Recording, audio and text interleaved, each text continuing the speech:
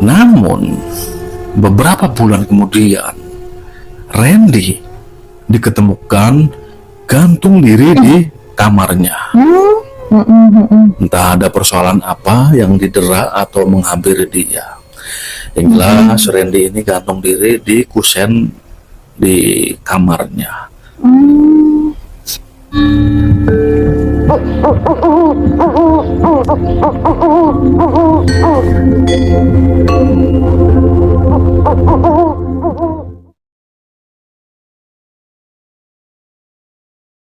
Assalamualaikum warahmatullahi wabarakatuh.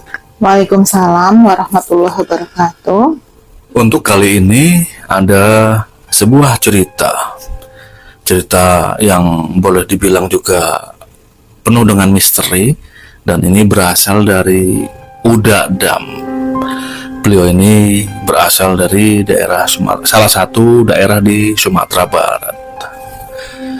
Uda Dam ini menceritakan sebuah kejadian yang memang sangat tragis. Jadi nantinya itu akan berkaitan sekali kejadiannya. Dan di awal ini Uda Dam menceritakan kalau di daerah dia ini, ya dia sebagai asli putra daerah sana, istilahnya banyak sekali bergaul dengan kawan-kawan, baik yang seumuran ataupun yang lebih tinggi dari usia Uda Dam. Tahun 2005 itu ada satu peristiwa yang sangat menggembarkan daerahnya. Pada saat itu di pagi hari diketemukan seorang atau jasad dari salah satu warga desanya, dan ternyata warga itu gantung diri.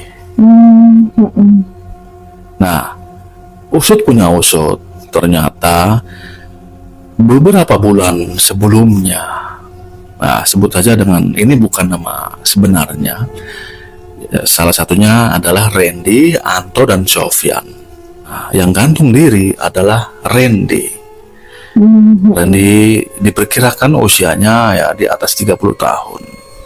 Ternyata beberapa bulan sebelumnya mereka bertiga ini melakukan kegiatan yang boleh dibilang ini agak nyeleneh.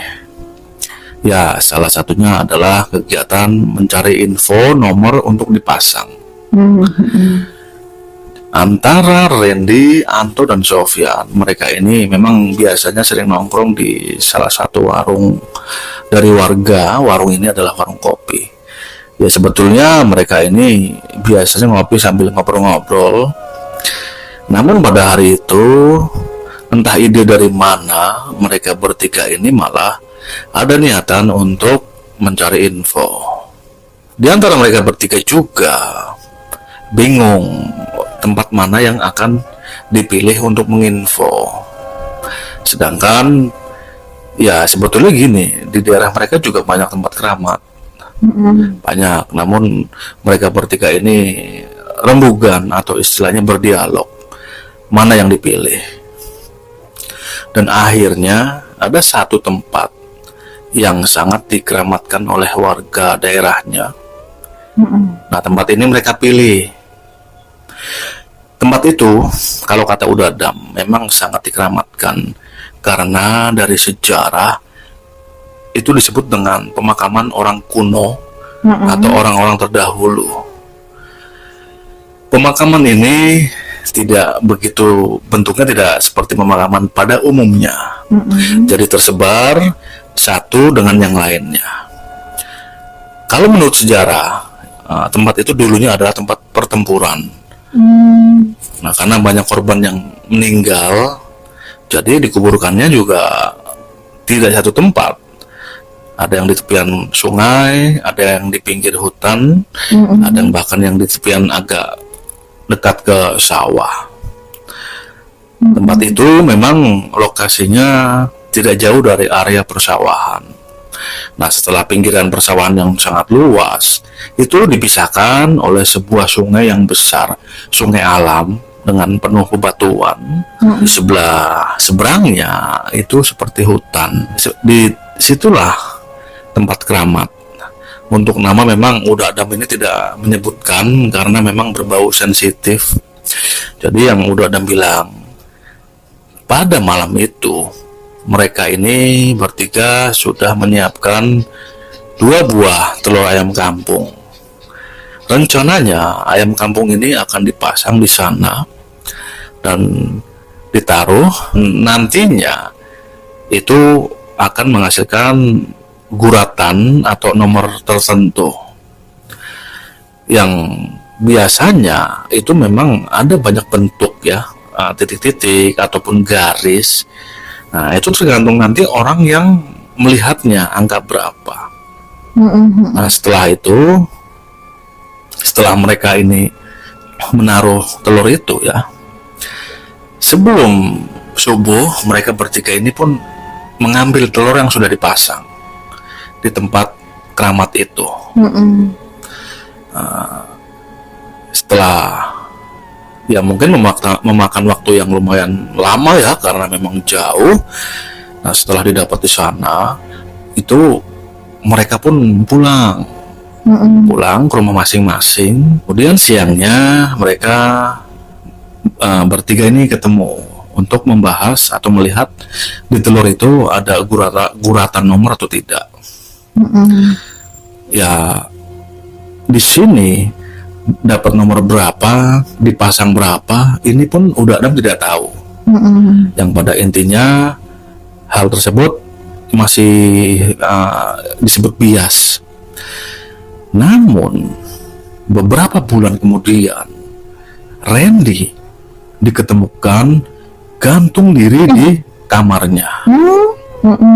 Entah ada persoalan apa yang didera atau menghampiri dia. Yang jelas Randy ini gantung diri di kusen di kamarnya. Ya, warga gempar. Kemudian tidak sampai lama jenazahnya pun dimakamkan seperti biasa.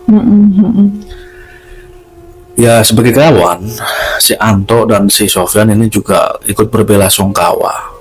Bahkan mereka berdua juga ikut menguburkan, sampai istilahnya juga ikut mengaji ya, ketika sahabatnya ini meninggal. Ya, waktu pun berlalu. Masih di tahun yang sama, di tahun 2005. Giliran si Anto yang gantung diri. Ini juga warga kaget kembali. Ada permasalahan apa sehingga Anto ini mengambil jalan pintas atau nekat? Lagi ketika warga ini menemukan jasad Anto menggelantung di pohon durian. Nah, pihak keluarganya pun dipanggil sampai perangkat desa dan akhirnya diturunkan. Dan setelah diturunkan ya seperti biasa, di istilahnya seperti layaknya jenazah pada umumnya, dan setelah dimandikan kemudian juga dikubur. Ya, tinggallah si Sofyan. Sofyan ini sepertinya sangat terpukul. Kedua sahabatnya ini mengakhiri hidupnya dengan jalan pintas, dengan jarak yang tidak begitu lama. Sofyan juga ikut datang ke tempat si Anto. Warga sebetulnya penasaran apa sih yang mereka kerjakan di daerah pemakaman kuno itu. Kok sehingga ini sudah 2 peristiwa yang memakan korban. Namun pada saat itu keadaan Sofyan ini masih seperti linglung dan terpukul. Sofyan ini masih tidak percaya kedua sahabatnya ini mengakhiri hidupnya. Intinya warga ingin bertanya-tanya, namun Sofyan tetap istilahnya acuh. Ya, melihat itu warga pun mendiamkan saja. Nah, setelah selesai semua, tiba-tiba Sofyan ini merantau keluar kota. Jadi ada salah satu warga yang bertemu dengan Sofyan pada saat itu di pagi hari. Nah, warga ini tanya, mau kemana Sofyan? Ya Sofyan pun menjawab, oh mau merantau ini, mau niatnya sih mau jualan baju, kata si Sofyan. Oh ya udah, semoga sukses lah istilahnya. Ya basa-basi, akhirnya Sofyan pun pergi merantau nih. Namun kota yang dituju juga tidak diketahui oleh warga tadi, karena Sofyan hanya berbicara apa adanya ya, tanpa panjang lebar sebelum kejadian. Dan dari 2005 sampai menginjak beberapa tahun, Sofyan pulang. Kalau tidak salah itu di antara tahun 2016 atau 2017. Itu kalau udah Adam tidak salah ya. Ketika beberapa waktu ini berada di rumah, ya mungkin hitungan bulan ya, warga ini gempar lagi. Ternyata Sofyan juga mengakhiri hidupnya dengan gantung diri. Ya ampun. Ini warga semakin yakin, ya walaupun memang warga masing-masing punya asumsi yang berbeda atau bahkan asumsi liar. Ada juga pihak-pihak yang mengatakan mungkin ini ada kaitannya dengan ketika mereka ini mencari info nomor ini, karena kok bisa tiga-tiganya sampai mengakhiri jalan pintas atau bunuh diri dengan cara yang sama, gantung diri. Ini warga semakin kuat. Namun ada juga yang mengatakan bahwa ya mungkin mereka sama-sama diterpa masalah yang berat, sehingga tidak bisa berpikir panjang lagi. Mungkin jalan satu-satunya ya harus meninggalkan dunia ini dengan terpaksa. Seperti itu. Jadi ya setelah kejadian itu di warung-warung kopi ini gempar. Ada banyak kelompok yang saling ngobrol, ini tidak jauh juga membicarakan hal itu. Dan satu poinnya, warga ini belum tahu apa penyebab mereka ini bertiga bisa gantung diri, walaupun tidak bersamaan ya. Namun warga yakin bahwa ini memang ada hal yang di luar logika.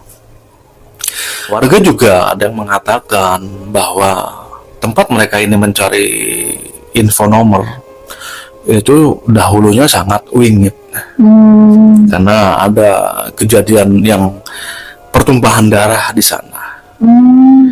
Jadi yang seperti di awal diceritakan bahwa daerah itu sih kalau dilihat sekilas ya seperti biasa. Kalau siang hari terlihat asri, karena memang tidak jauh dari persawahan, ada sungai dan sedikit hutan, bahkan perbukitan, asri enak. Namun kalau malam hari ini akan sangat mencekam, akan sangat lain. Dan di siang hari pun sangat jarang sekali warga yang ke sana.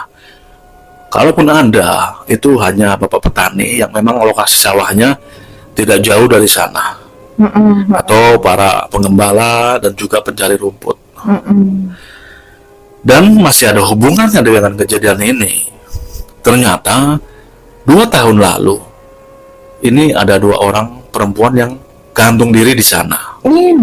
Ya, gantung diri dengan jeda waktu beberapa bulan.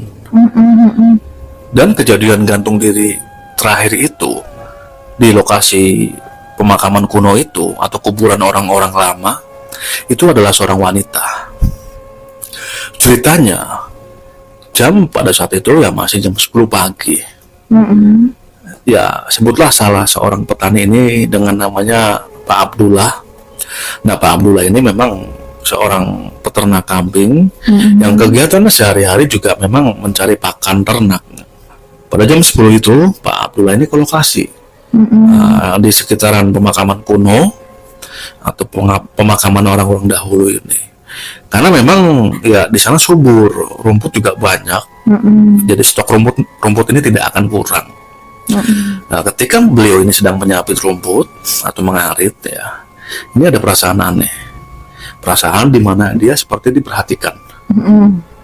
Ya sambil dia menyapit rumputnya, dia ini ya tengok-tengok ke kiri ke kanan gitu. Ada perasaan yang tidak nyaman. Namun tetap tidak ketahuan juga sosok apa yang mengintip dia. Pada akhirnya matanya ini nanar melihat salah satu sosok yang menggantung. Kok seperti sosok perempuan? Apakah memang itu perempuan? Ya, akhirnya untuk memastikan, Pak Abdullah ini berjalan mendekati lokasi yang memang dia melihat sosok perempuan menggantung. Itu sekitar mungkin 30-40 meter. Dan di lokasi itu memang agak rimbun, ada beberapa pohon besar ya. Dengkulnya lemas ketika dia ini sudah dekat dengan posisi perempuan menggantung itu. Dengan dilihatnya, jadi lidahnya itu menjulur, matanya melotot, dan posisinya itu sudah agak bengkak ya. Posisinya itu, posisi badannya itu ya agak bengkak kondisinya. Ya, serta merta dilihatnya itu, lalu dia pun pergi meninggalkan tempat itu. Ya, tujuannya apa? Tujuannya untuk memberitahukan warga lain kalau di situ ada penemuan jenazah. Tidak sampai lama, Pak Abdullah kembali lagi ke tempat itu. Ya, ada beberapa warga, bahkan ada Pak RT ya, dan yang lainnya.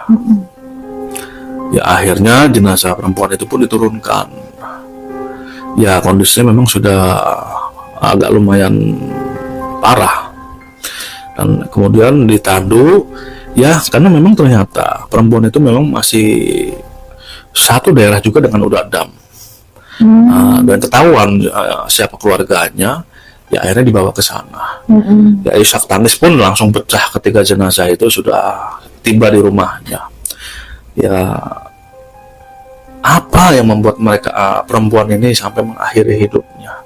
Itu juga dengan warga masih menjadi tanda tanya sampai saat ini.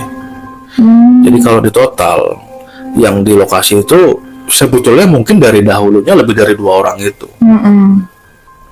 Dan ditambah dengan kawan dari Uda ini, jadi Anto, Randy, dan Sofyan itu juga mengakhiri hidupnya, namun di rumahnya masing-masing. Tapi mereka gantung diri ya setelah menginfo di lokasi tersebut. Nah, warga juga semakin yakin lah bahwa lokasi itu memang super duper angker, sehingga banyak warga ini yang berpesan kepada keluarganya jangan sampai bermain-main di lokasi itu. Apalagi yang niatan tidak baik, takutnya kena celaka ya. Sampai pada saat ini pun warga tidak tahu gerangan apa sehingga ketiga orang ini sampai bunuh diri. Demikianlah cerita yang dikirimkan oleh Udadam. Baik buruknya itu akan menjadi pelajaran juga bagi kita semua. Saya para Givari Channel juga mengucapkan minta maaf yang sebanyak-banyaknya jika masih banyak kekurangan di sana sini. Saya tutup. Wassalamualaikum warahmatullahi wabarakatuh. Waalaikumsalam warahmatullahi wabarakatuh.